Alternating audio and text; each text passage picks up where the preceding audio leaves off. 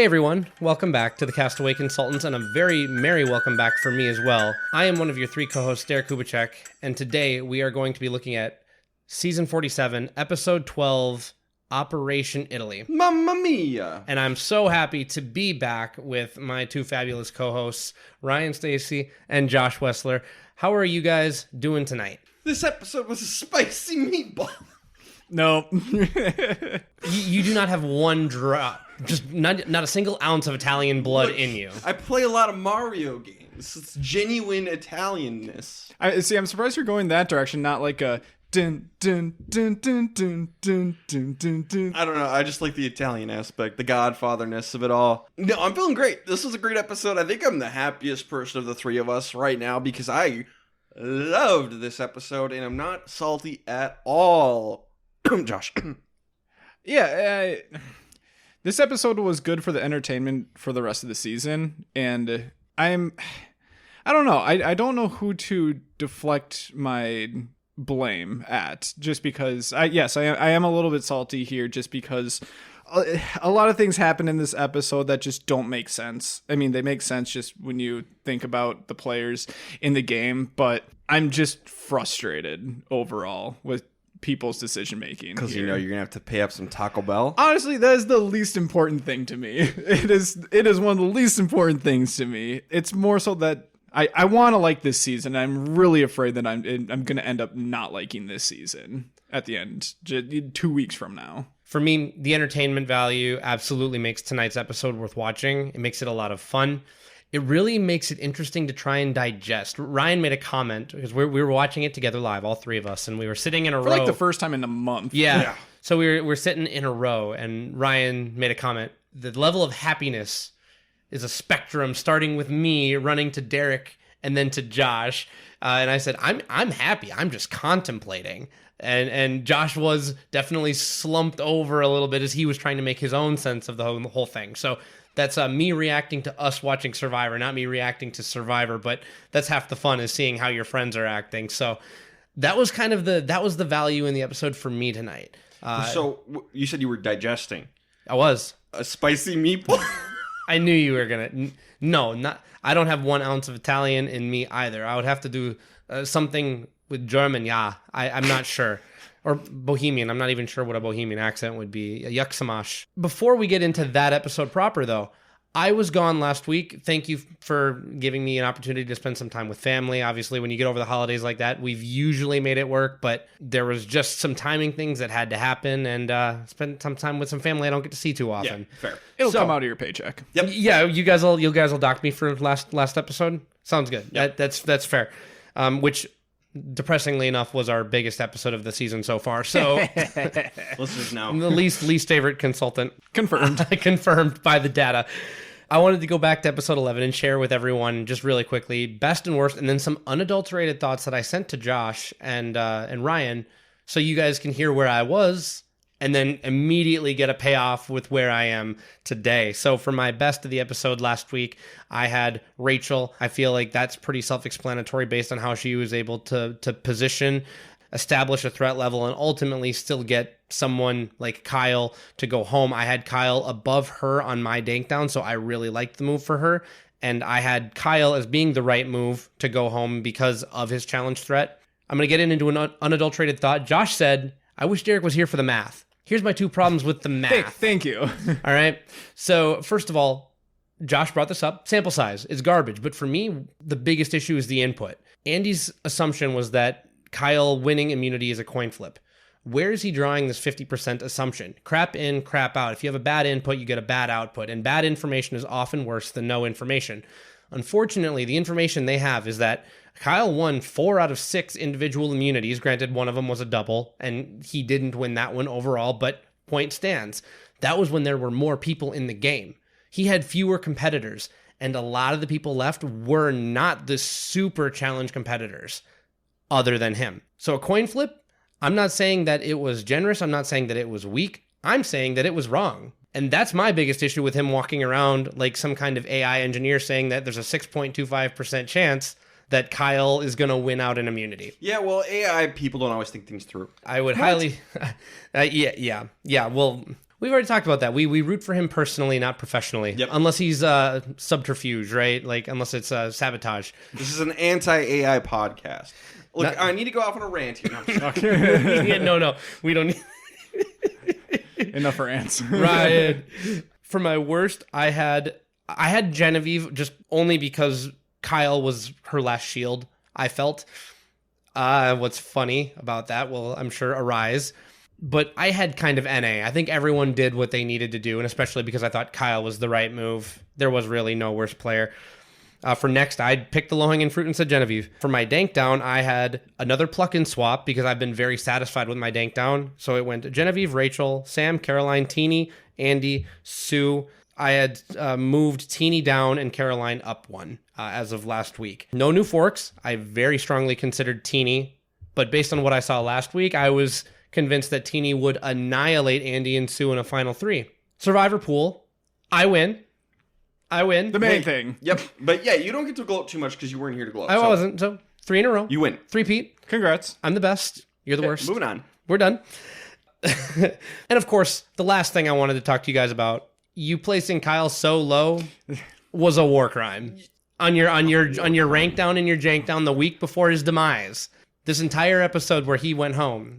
I don't think we see 1% of 1% of the show. I don't think you can label anything we did a war crime. We admitted on the podcast that we got more information, and we do the best we can we with the regretted information we have. I saw it. The listeners saw it. The only two who seemed to be blinded by the Kyle light was you two. So that's all I'll say. Thank you for listening to this little bit of house cleaning. But we can get into the episode proper now whenever you guys are ready because, man, I think there were things I was wrong about. Great episode tonight. A lot of fun. A lot to talk about. I'm feeling pretty good about certain things, certain bets that have been made. But let's get into that. Spoiler alert. You guys ready? Yep. 3, 2, 1. Oh, Andy. Andy's winning this game. I don't know for sure if Andy's winning this game, but Andy's winning this game. Andy could very well win this game. Andy's winning this game. And that's the big problem that I have is I think that it's just going to turn out to not be a good season just because I have disliked so much of the editing choices this season. I don't know. I think it's a great story. It has been a very misguided story up until this one point. Andy made a amazing move this episode. Everything else before this was nothing. And I think they were trying to make Andy into something because he's going to win. So they wanted it to be more than just, here comes Andy in the last episode before the finale. Building it up. Yeah, building up nothing, though. Building up him thinking that he's doing things, but it's really other people, and he's just either flipping and flopping or just following people along or whatever it might be, which is perfectly fine, as we'll see when he wins this game. Yeah. It can win you the game, but don't tell us that it's something that it's not. And that's going to be my big issue when he does end up winning this game. Taco Bell's going to be so good. Enjoy it. I'm going to save my Andy takes for later in the episode, but obviously he was the featured Castaway tonight. Yep.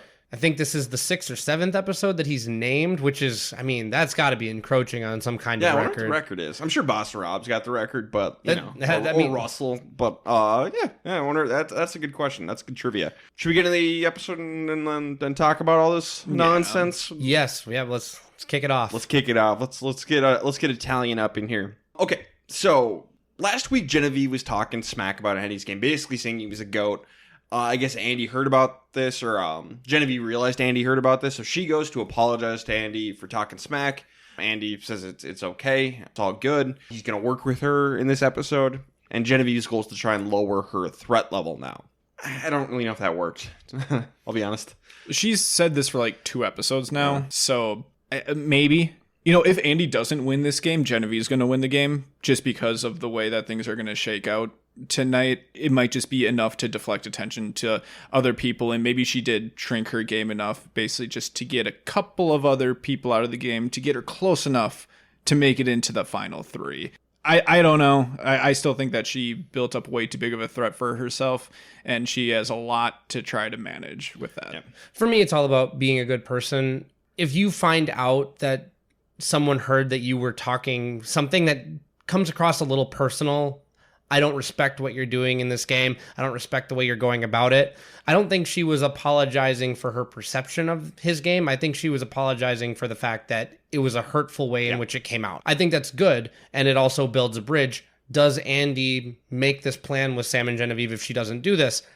Andy seems like the kind of guy who's very strategic forward and probably would, but something like this does not hurt because it builds a bridge. Genevieve is going to go to Teeny and pitch taking out Rachel next because Rachel's the biggest threat, which I agree with. And she even tells Teeny, I wouldn't 100% vote for you if you're up against Rachel. It's not a slam dunk. I might vote for Rachel. She plays a great game.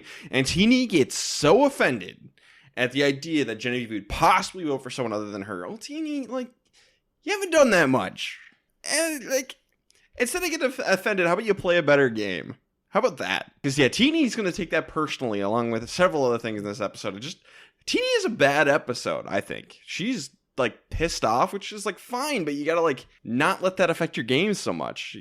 Yeah, be pissed off on the inside. Yep. Teeny had a very poor episode. Some of the stuff, it's not actually going to matter a whole lot, but other things are going to be very, very important that we'll get to. But something like this, all you have to do is basically say just consider it. Yep. You don't have to actually go along with it, but just telling Genevieve to her face that that's not something that you're interested Sounds in. like a threat. We're seeing something for the first time tonight with Teeny. Teeny's finally on the top. Teeny is finally in an alliance that has the numbers and has the power, has the agency, assuming nothing crumbles. Or at least she feels that she's in this position. And this is how she's treating Genevieve, who has pulled the wool over her eyes a couple times, but has included her in others. Genevieve is on her last leg. Teeny needs to be able to take this and be instead of saying to her face, that sounds like a threat, you walk away and go, yeah, that's a threat, but I still need to think about this. Is Rachel someone that I can beat at the end? Which is something that Teeny is already thinking. But you don't say to Genevieve, that sounds like a threat. And then, of course, Genevieve responds in kind, wow, someone doesn't have a handle on their emotions. She doesn't say it like that, but she's you are very forward. No, she's you weaponize your emotions. Yeah. And, this is just two people getting into a bit of a bickering match. It's not really good on either of them. Definitely worse on Teeny. That last comment I didn't like from Genevieve, but I agree that it's worse on Teeny because Genevieve is not laying down. Of course, you have to hold your vote hostage. You have to do something. Yep. You have to make something change. So Teeny tells Andy and Rachel what Genevieve and Sam are doing. They're targeting Rachel. That's their plan. But we're going to go into the reward challenge, and Sam's going to win pasta, an Italian feast. And then after he wins, Jeff's and you get letters from home. Bye. Pick some people. Love it. Good job, Jeff. Which this is what they're going to do basically forever. Which now, is smart. Which is the right thing to do, editing-wise. Yeah, I can't wait for the day where they're oh, then you get your loved ones too. And tell them that after the challenge is won. That'll be a good kick in the groin. Do I have to? I love Can I just quit the game? They should straight up do that. That would be the best idea for production to do that. That'd be really fun. Surprised loved ones visit. After the challenge is over. Yeah, so you're going to get to pick someone to come on this reward with you. But first, I'm going to give you someone to come on this reward Sam, with you. here's your... brother. Whatever, yeah. Brother wrote him a letter. There we go. Perfect.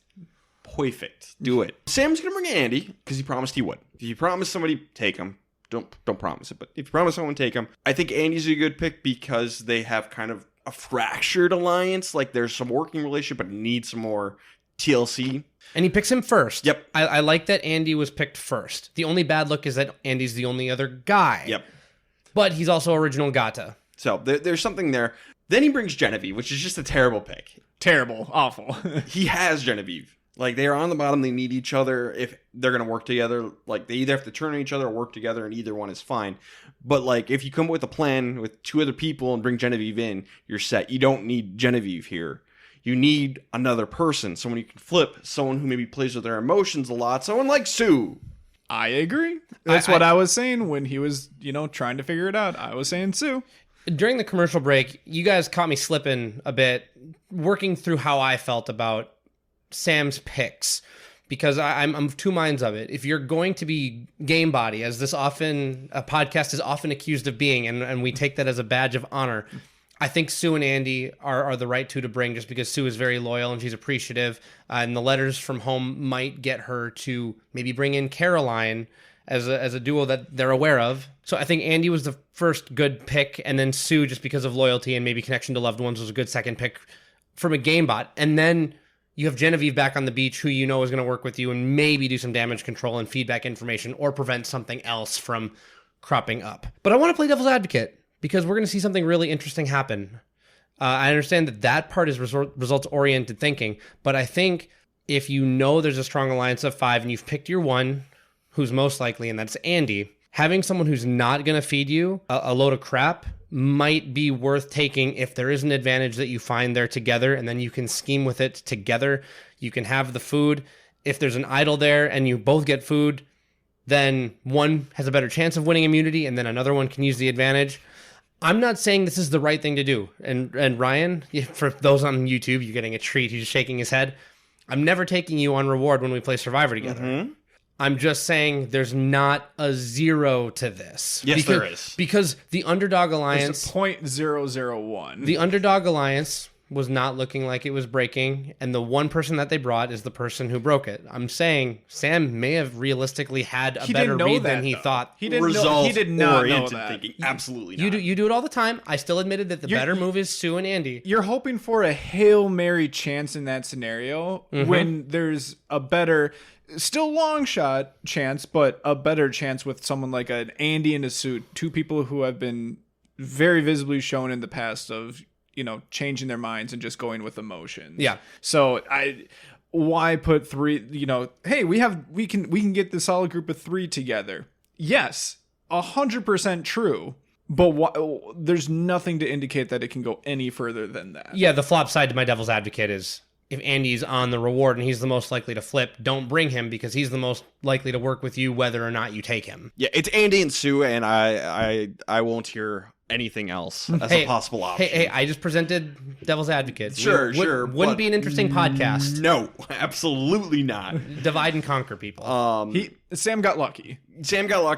This was a terrible pick from Sam, and he lucks out. Yeah, Teeny's pissed. She wants to get the other women, not counting Genevieve, the Caroline, Sue, Rachel, Final 4, and take out Sam, Genevieve, and Andy in that order. Yeah? Results-oriented appreciation. Every time a women's alliance gets mentioned, a woman goes home this season. Oh, no. Yep. And it wasn't even their fault. And as a man, I gotta say I'm relieved. Oh, every time a women's alliance comes up, I'm like, well, I guess now I'm rooting for Sam and Andy. Like I just feel a certain connection. I know half of our audience are women, and I appreciate and love you guys. I think it's just a survival instinct. But it's just like it's knowing that you guys out there could be in an alliance that I'm not included in. Yep. We talk about it all the time, and I would expect you to say the same about a men's alliance. Yes, exactly. I will say on the flip side, I was rooting for these 4. I really was. Josh was very, very big on these 4. Because I genuinely like these people. I've been rooting against Andy. I've been rooting against Genevieve. Sam. I haven't been rooting against Sam. I actually really like Sam. I just think that he's been taking a terrible approach to his game.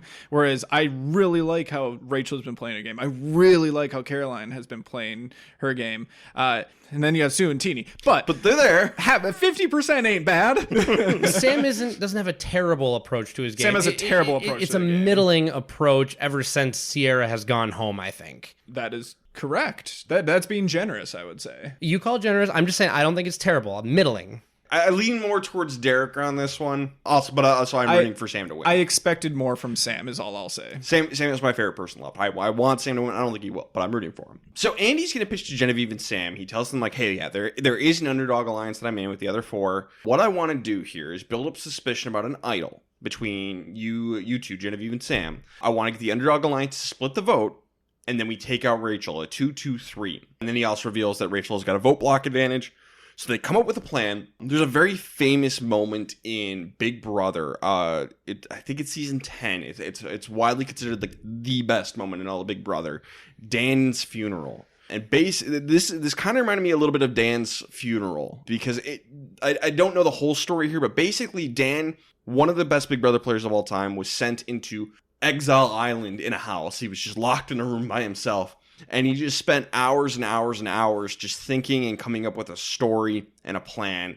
And that's kind of what it felt like here. It was just a montage sequence of Andy, Sam, Genevieve working together, coming up with a plan, a yarn to spin once they got back to pull off Operation Italy, to pull off Dan's funeral. Very similar.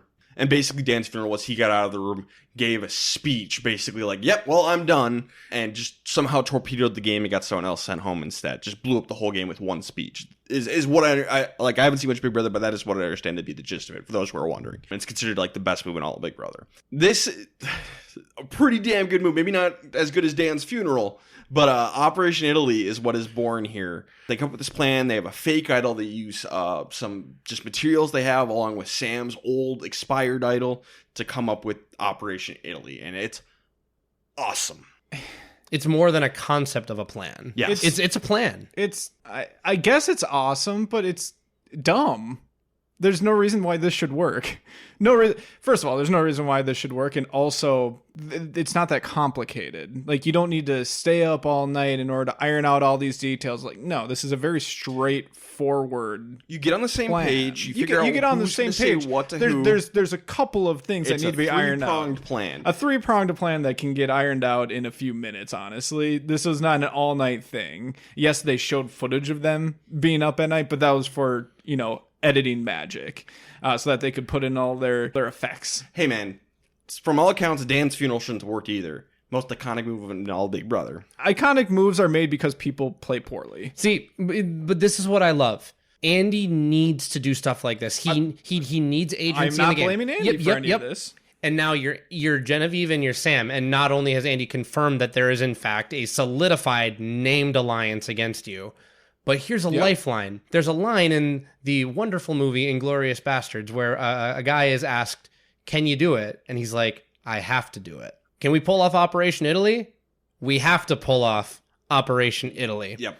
This is win or lose for Sam and Genevieve. Yeah, their games and Andy. I would say probably their games short term and like short, middle, long term all depend on this. So they get back, and Sam's going to just, like, play dead, offer up his vote. Andy's going to be like, yeah, they really strong-armed me. I didn't like their approach.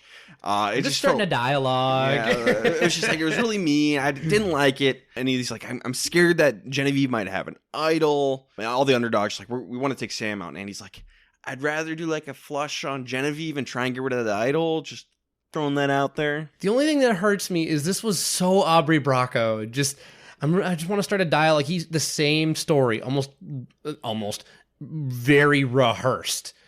Sam's out here channeling theater improv, and Andy in the driver's seat is, I know we're omnipotent, so we know, but you gotta be curious. The difference is Andy was already in alliance with them and Aubrey was not. Yes. Yeah, I understand that, but it's interesting to watch the editing come off like that, and then we're going to see the worst acting job yet to come from Genevieve, in my opinion. We're going to go to the immunity challenge, and Rachel's going to win, saving herself, so she cannot be the target of Operation Italy anymore. Someone else is going to have to sleep with the fishes. And weirdly enough, this may have played to their advantage, because if Rachel gets spooked that they are targeting her, because everyone knew that was kind of who Sam and Genevieve were pitching before that, she might just get scared and play her idol, and then Operation Italy has no chance. Sam actually put out Blue Skied. He wrote He wrote a message in the sky, a little skywriting, if you will, like a sky tweet. A sky tweet. Well, we'll call it. I like skywriting. He did a little skywriting, and he pointed out that, like, if he or Genevieve had won, this wouldn't have worked. Hint, hint. Maybe they threw the challenge. And Derek, you asked, like, or was it you who asked, like? No, I think it was Josh. That was me. Josh, you asked, like, during the episode, should they throw the challenge? And I got to thinking, and I'm starting to think yes, because this is win or lose. This is the difference between really 7th and 6th or an actual shot to win. Because unless you go on an immunity run, you're out 7th and 6th. This is a play to win the game as opposed to, like, just survive them around. And if one of them win immunity, this doesn't work. If you want to go for broke and try and have a genuine shot at winning this game, I think you do throw the immunity challenge here and try Operation Italy. Because if you, like, if Sam wins the immunity challenge here, Genevieve goes home. Yep. Cool. You saved yourself with immunity. Great. You are almost for sure going home next. Like, there should be no reason why they keep you around after that. So it's something to consider. I think I'm on the train. I'm not on the train, because the person who benefits most from them throwing the challenge is Andy. In a vacuum, I'd say there's about a 6.25% chance that Operation Italy actually goes off without a hitch. Okay. And that's because I'm attributing a coin flip to Kyle's ability to win a challenge last episode. And if I'm Sam or if I'm Genevieve and you win tonight, getting down to 6. Like, I know that there's this underdog alliance of 5 and there's this sub alliance of 4. They need to start eating each other. And if you've been declawed, as Genevieve put it, or defanged, as I've put it in past episodes, for long enough, you can shrink back into the background long enough to make something interesting happen and just pray for time. I don't think I throw an immunity challenge here in the name of Operation Italy. The one positive I can think of is Sam earns Genevieve's vote by doing this with her. Genevieve earns Sam's vote by doing it with him. And Andy, even throwing them a lifeline, is maybe earning his first 2 genuine appreciation jury votes if they get voted out anyway. So I think Andy benefits the most, but I think that Genevieve and Sam probably shouldn't have thrown this. Andy absolutely benefits the most, and he should still win immunity because regardless, it doesn't hurt anyone else. But having Andy and Genevieve throw the challenge is great for Andy, no matter what. But I think I like it for Sam and Genevieve if that's what happened. My one rebuttal, Derek, is I don't think people need to worry about, eating each other with that final 4. Those 4 women who already had that time alone, like, they're in consensus that they're going to Final 4 together because all of them, except for Sue, think that they have a shot at each other in the end. Yeah, some might be more confident in themselves. Caroline is confident that she can beat any of them. Rachel is confident that she can beat any of them. Teeny thinks that she can beat any of them. Not rightly so. Wrongly so. Yeah, they all think that, and we've gotten basically confirmation of that. So I don't think there's any risk after this of flipping the game. Let's say that Genevieve goes home, Sam and Andy getting Caroline and Sue, the most likely duo, I guess, to flip, or maybe the other two try to break up that duo. I just don't see any possibility of that happening because logically I don't see any reason for them to. I don't fully agree, but I accept the counter argument. So Sam and Genevieve and later Andy, they need to find a new target. It can't be Rachel anymore. So they end up picking Caroline, sneaky player, also really close with Sue, break up that duo. Yep, Ryan called this ahead of time. I did. I wasn't going to say it, but thank you. I will give you your flowers when deserved. Rare.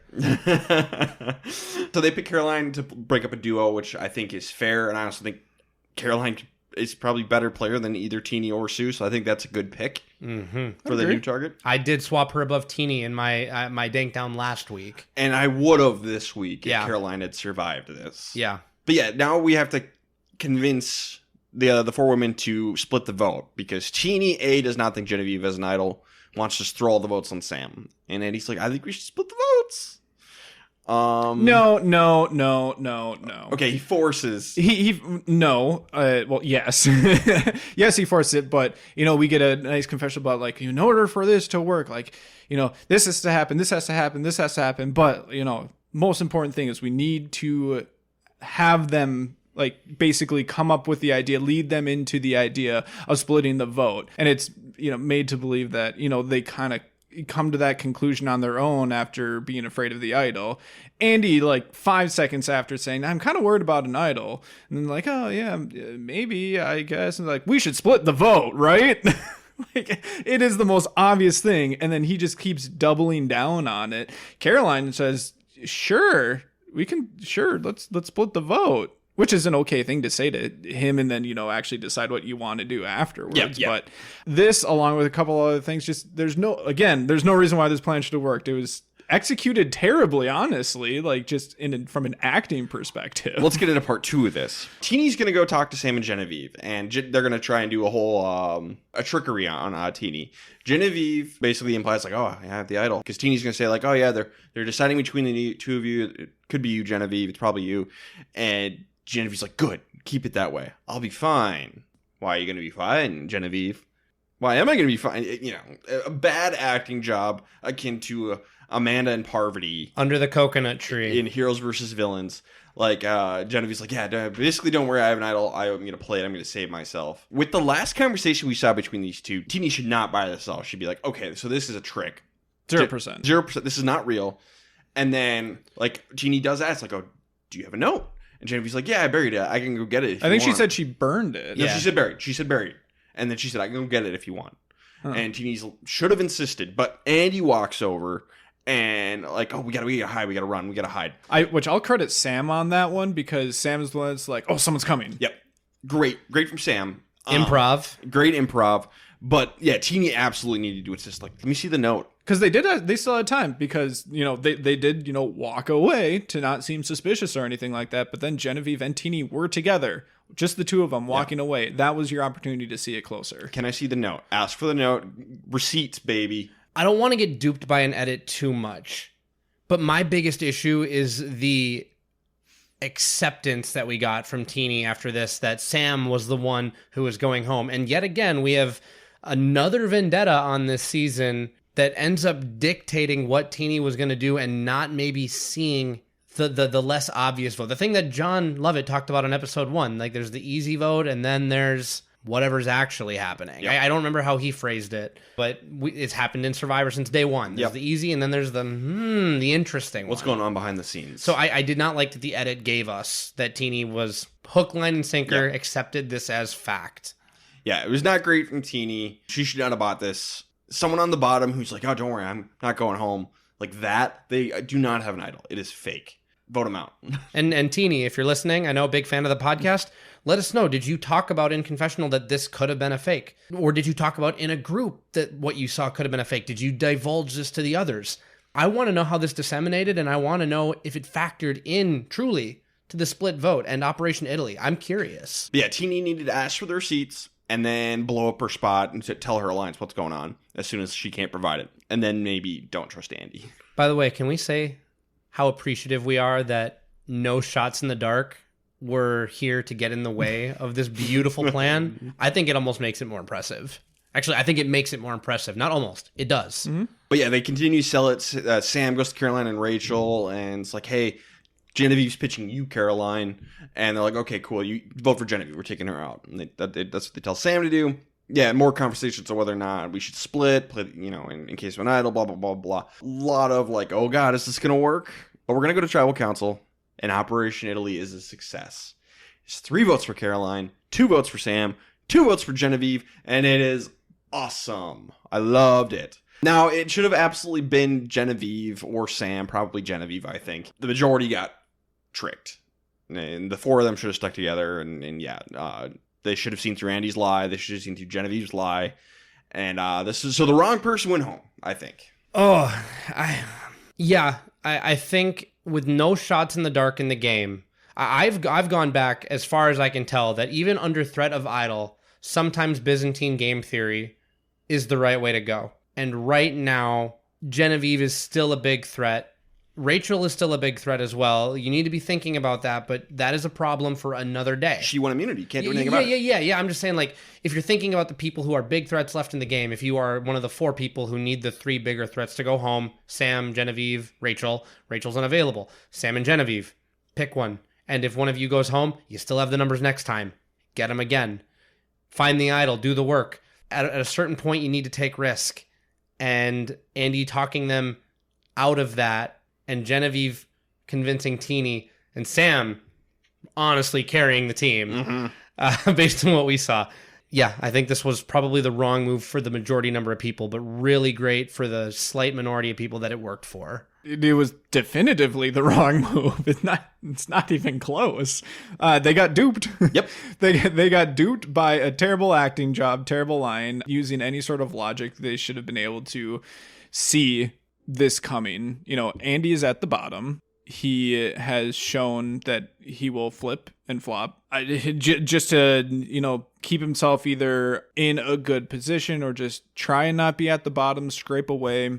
He is the one who suggested splitting the vote after coming back from being at the sanctuary with these 2. You even brought up in Tribal Council the fact that there could be the 3 of them working together. I don't remember who said it, but it did come up at Tribal Council, but yet they're just completely ignoring, you know, that risk that's there. All for what? An idol that Andy brought up. Like, this should be so obvious. And I know it's easier to say when we're just watching the episode versus them being on the island. I know that. But that's what makes good Survivor players, is not getting duped by a bad plan. It was Teeny who said it, by the way. This was a terrible plan in, like... This is a terrible plan in, like, the likelihood of it working. Yeah, okay, yeah. It was a great plan for the 3 people as a Hail Mary to try to stay in the game. It had a 1% chance of working. No, 6 point whatever. 6.25. It had a 1% chance of working. And it did. Just because you came up against people who, I don't know, didn't want to hurt Andy's feelings. Like, I don't know what the reason was other than Andy just kept pushing and pushing and then you gave in. Like, and I know the other part is Teeny, like Teeny's perspective and everything like, but still, just bad gameplay. Terrible gameplay, actually. What's perfect about a perfect storm? Think about the people who were in the majority in the situation. We have Teeny, very poor at her social reads, and not just this time. We've seen that time and time again in this game. Sue, not really doing a lot in this game, and not the most savvy of players. Caroline, savvy player, but definitely subdued, biding her time, in a good position as soon as these other 2 power players are out of the game. Maybe a little bit complacent right now. Rachel has an idol, has immunity, isn't all that worried about tonight. You've just got 4 people, none of whom are well equipped enough to see this for what it was. And it's fascinating to me that sometimes Cochran's right. You just got to out-time them. So what did social media have to say? Yeah, we asked both Twitter and Threads if the right person was voted out tonight. On Threads, 71% of people said no. And on Twitter, 66% of people said yes. Oh, we got a split between the social media. First time since we started asking both Threads and Twitter. So, and the N is pretty close. We've got similar amounts of votes. Yeah, on both, which is, again, kind of rare. Okay. So, interesting. So which social media said no? Threads had it Threads correct. had no. Okay, so we all agree with Threads. Yes. Twitter's wrong. Twitter remains the antagonist of the podcast. All right, let's get into best and worst player of the episode. Derek, give us your best player of the episode. Oh, I mean, it's Andy. He pulled off Operation Italy and gives himself possibly a chance to actually win this game. Yeah, we should know that the jury is like, wow, Andy did this. I don't know. Then we got that. Well, yes. We got Andy We got again. it because Andy made sure that they knew that, like, he's like, I'll explain. And then I think it was Gabe's like, Andy flipped again.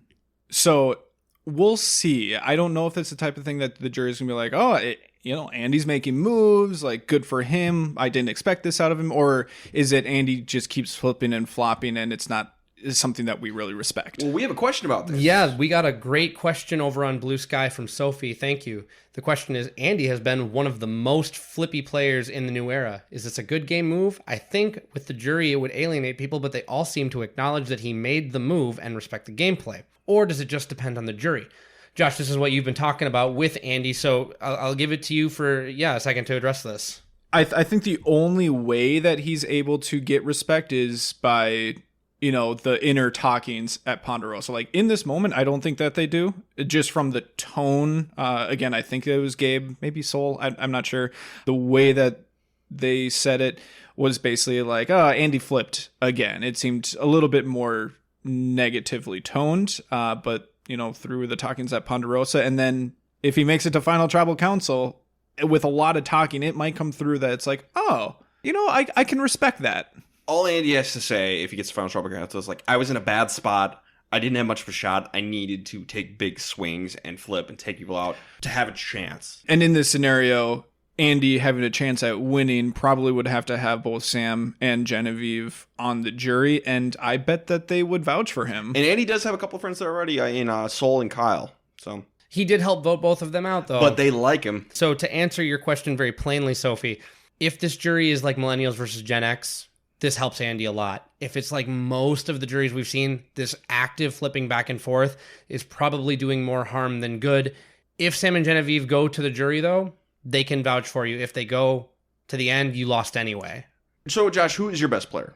Oh, it's not close. It's Andy. Yeah. Actually, it's the only option. This is the easiest that the best and worst has been in a long time. Yeah, it's clearly Andy. Great job. How about worst player, Josh? It's Teeny. It's not close. Yeah, Teeny got snippy with Genevieve. She got too emotional. She got fooled by Operation Italy, probably the worst out of everybody. It's Teeny. And had a lot of bad social moments, both that were in front of people and then ones that were behind people's back that came across as immature. It's Teeny. Yeah. I'm not upset about Teeny basically having her moment back at camp when it's just just the 4 women, because it seems like everyone's on the same page there, and the people she's talking about are not at camp with her. Like, it's the type of thing that, you know, some people are going to be really upset about just because, like, she's hating on men. I have no issue with what she's doing. She's just venting, and she's venting to 3 people who I think all agree with her. Yeah. The issue I have is that she is outwardly mad that Sam was not dumb enough to bring her on to the reward that she would have never fallen for the pitch for. So that's where you should have picked me because I'm the one that you might be able to flip on a Hail Mary. That's very presumptuous. It's not great logic. Yeah. I would have been curious to see what her reaction would have been if like Sam had picked Sue. What would Teeny have thought? That would have been interesting. We'll never know. Who is going next? I'll go first on this one. I think it will be Genevieve's number up this time, but I think it's going to be an idol. I think Rachel is going to idol Genevieve out of the game. I think they're going to be people coming for Rachel, and Rachel's going to save herself with their idol. I think it's Genevieve, and I'm going to say it's because of Rachel's block a vote. Okay. And she'll save her idol for 5. Also possible, yes. Yes, the one of her advantages are going to come into play just because the idol expires at 5. So I think that it would make more sense for the block of vote to come in here just to guarantee her spot at 5. I don't think she wants to use it 1 vote too early right now. So I also had Genevieve. In a potential 3 versus 3, this is when you do block a vote. And also I can see Andy flipping back to take out Genevieve. Yep. Which honestly he should. Yeah. I agree. Yep. All right, let's get into who can't win this game and our rank downs, dank downs, and jank downs. And before we get into that, just a quick recap from this last week. Our listeners had Rachel at the top, followed by Sam, then Caroline, then Genevieve had a little bit of a drop, then Andy, Teeny, and Sue. So Sam and Caroline jumped up, Genevieve and Andy went down. Okay. Derek, start us off. Dank it up. Yeah, I've got Rachel at the top now. And that's because we got edit this time that Genevieve hasn't been playing the social game. She's been putting up walls and not building connections. It's one thing to be built up as a big threat. It's another thing to do that and also not be kind and nice and really do the Mike Holloway thing where you're kind of on top, but you're still being decent to people and you're being a good person. So I have to put Rachel above Genevieve based on social game differentiation and because Rachel has hardware. She's got a couple challenges and moves. So Rachel, Genevieve, Sam, and then Andy, Teeny, and Sue. I have moved Andy above Teeny, so he is officially out of my doghouse, and I am regretting my fork that I have stuck. Teeny is now who can't win, unless there's a surprise final 2 against Sue, in which case she still wins. Okay. Are you going to put a fork in Teeny? I'm not brave enough. I'm not brave enough to do it. Someone's clawed their way out. I don't know what to do. In theory, in some alternate reality where you did not prematurely stick a fork in anyone, which you are, free to do. That's fine. And you had not stuck a fork yet in Andy. What would you do? Ooh, I'd stick fork in Teeny. Okay, there you go. Just curious. All right, Josh, how jank is your jank down? Mine's pretty jank. I'm keeping Genevieve at the top, but it's basically a 1A, 1B situation now with Genevieve and Rachel. I completely get the point that Derek's making and that Ryan is also about to make, I'm guessing. I'm still going to keep Genevieve up there just because if it ended today, I still think that she has that big threat label on her that, I think she'd get a lot of the support from people who are on the jury. But after Genevieve and Rachel, Andy's number 3 for me. I'll go through the rest of my list and then just, have a couple final words. But Andy's number 3 for me now, followed by Sam, Teeny, and Sue. I think Andy beats Sam in the end, and this is what I've been saying since last week, where I don't think Sam's a threat. I think Sam's a really, likable guy, but he's been talking himself into being a threat ever since Sierra went home and is taking this, oh, poor me attitude, which has been a self-fulfilling prophecy for him, that he's been being targeted even though he's not actually doing anything. He hasn't been part of, a big blind side or, taking out a close ally or something that gets you labeled as being a threat like Genevieve has when she, for some reason, took out Soul with 10 people remaining. Sam has just been there. And I think if he gets to the end, he can, he has a shot. But this entire move was orchestrated by Andy. And that's going to be really hard for Sam to fight against because if it is someone like Sue and Sam and Andy, for example, in the end, Andy can basically say, I saved you. My plan saved you, Sam. And I think that that's going to be able to sway a lot of voters. Unless something else, a lot of stuff can happen between now and the end. But if the game ended today, I think that he has a legitimate shot to beat Andy. As I mentioned, Teeny is now in the can't win category. Her and Sue, and I think there is actually now a fairly decent gap. She had a terrible episode, and one of the people that she had a shot at beating, Caroline, went home. If it's Sam, Teeny, and Sue at the end, I think Sam takes that. Mine is the same as Derek's. Rachel, Genevieve, Sam, Andy, and my 2 can't win are Teeny and Sue. Quick push on Josh. We sang Sam's praises after Sierra's boot episode that he played really well. He played nice. He reintegrated. He diminished. He played chaotically, which we liked. And was able to get Soul out, even though he was another primary target. So Sam hasn't been doing nothing. So I take a little bit of issue with your jank down on that. One of the biggest flaws in Survivor is recency bias. I think a lot of people have already forgotten that. Soul might not have. The Soul and Sierra haven't. All right. Last thing we got to talk about is the Survivor pool. Derek won. Derek has, and that was just with the 3 of us, but with our listeners as well, it is over, and Derek has won again. Our last listener standing, Jordan. His only pick left tonight was Caroline. Nope. Caroline's out. Derek's only pick left was Genevieve. Genevieve survives. Miraculously. It is over. Derek is the winner of the Survivor pool this season. Amongst everybody. Derek, congratulations. You suck. I appreciate that I was able to defeat the listeners as well. Jordan, thanks for playing. Yep. Thanks for playing, Jordan. And then next season, get pumped. We're doing it again in season 48. So let's more people play. Everyone play. A fitting end, by the way, as a duel between Genevieve and Caroline. Caroline. Yep. It was great. A lot of fun. But that's it on the Survivor pool for the season. All right, guys. That was a great episode. Is there anything else? One final thing. I mean, we could go through all the social media, but let's take that time that we usually spend. You know where we're at by now. Spotify Wrapped is our favorite winter holiday here on the Castaway Consultants. Happy Spotify Wrapped to all who celebrate. Yes, to all who celebrate. Airing of grievances, but airing of podcasts.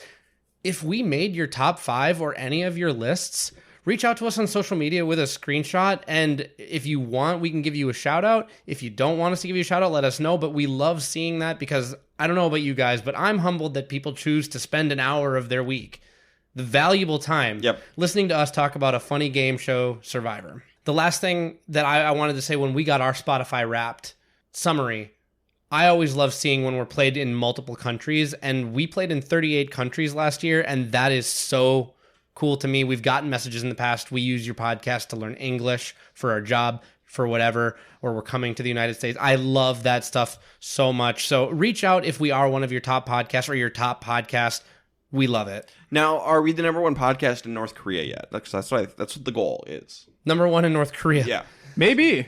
I think we might be censored out of the Supreme Leader's approved list. Darn. Yeah, thank you to everyone who already tagged us and everything. Not going to go through and shout everyone out, but we try to respond basically to everyone out there. And like Derek said, not everyone wants to be shouted out on a podcast, so we won't just rattle off a bunch of names there. But you know who you are. Thank you for listening. We really appreciate it. Yeah, it's awesome.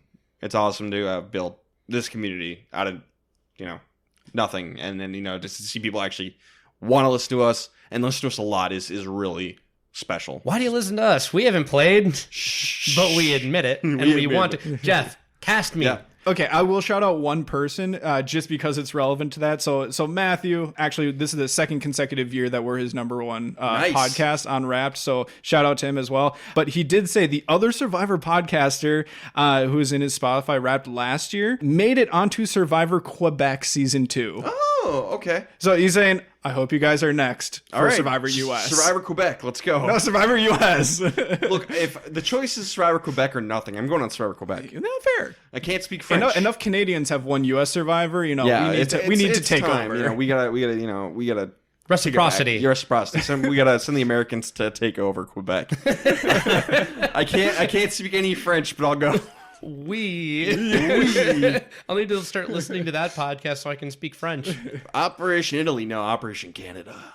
French Canadian. Blame Canada. Blame Canada. Blame Canada. All right. Follow us on Blue Sky. That's the new one we're on, so check us out there. That's the big one I want to plug. Also, Threads. Can't forget Threads. Never forget Threads. Never forget Threads. All right, this has been the Castaway Consultants. Got nothing else for you. Good night. Mamma mia.